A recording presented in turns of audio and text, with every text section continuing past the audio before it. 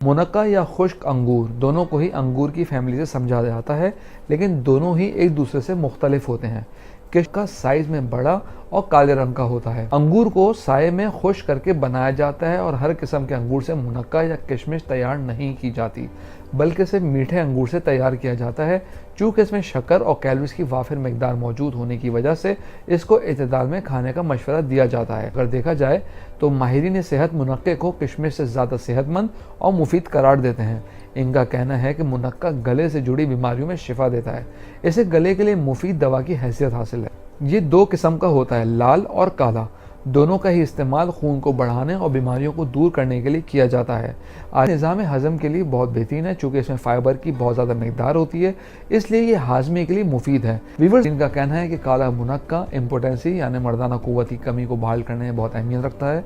मुनक्के को साफ़ करके इसे दूध में उबाल लें और रात को सोने से पहले मुनक्का खाकर दूध पिएँ। इसे दिन में 2 बार इस्तेमाल करें। अगर हम